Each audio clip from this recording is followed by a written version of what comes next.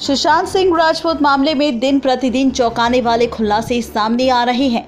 सोमवार को ईडी के सामने पेश हुई थी रिया चक्रवर्ती ने कई गहरे राज पर से पर्दा उठाया। खबरों की माने तो रिया ने इटली के फ्लोरेंस शहर में सुशांत के कुछ ऐसे बदलाव देखे जिन्हें देखकर वो काफ़ी डर गई थी। रिया का दावा है कि इसी दौरान उनको पता चला था कि सुशांत किसी मेंटली बीमारी से जूझ रहे हैं।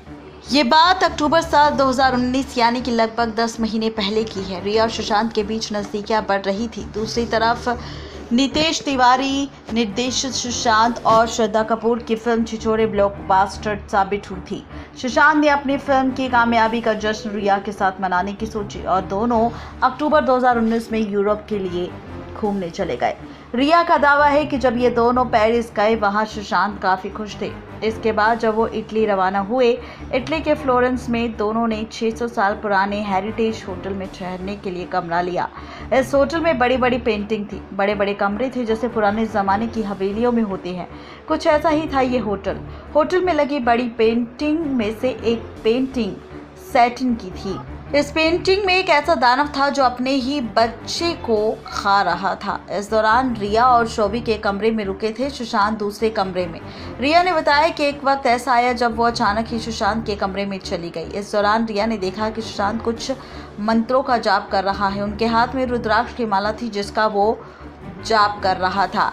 रिया ने सुशांत से पूछा कि वो क्या कर रहा है। इसका जवाब देते हुए सुशांत ने कहा कि वो उस पेंटिंग में जो दानव और बच्चा है उसे देख सकते हैं, महसूस कर सकते हैं, हालांकि उस पेंटिंग को समझ नहीं पा रहे।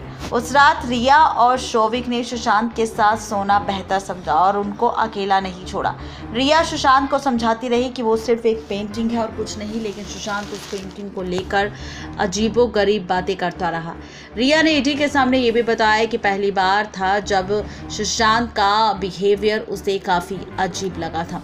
यूँ तो इस ट्रिप में से इन सभी को ऑस्ट्रिया के लिए निकलना था और इन सभी को मुंबई वापस 2 नवंबर को होना था, लेकिन ये सभी 28 अक्टूबर को ही लौट आए थे क्योंकि सुशांत की तबीयत खराब हो गई थी।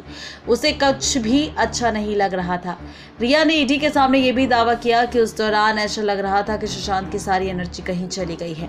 लौटने के बाद कुछ घंटों तक सुशांत काफ़ी चुप रहा, किसी से बात नहीं करता था। धीरे धीरे सुशांत की हालत और बुरी होने लगी।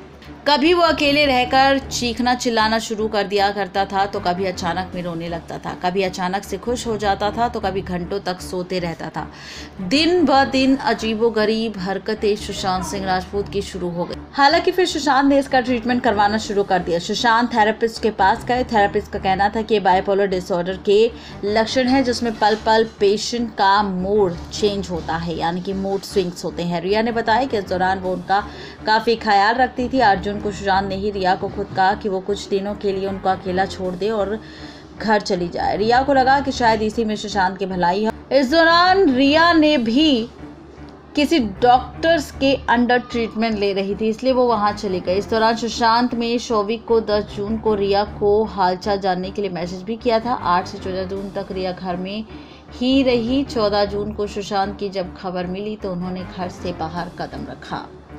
तो इस पेंटिंग का खुलासा किया है रिया चक्रवर्ती ने। नेक्स्ट 9 लाइव से रजनी की रिपोर्ट।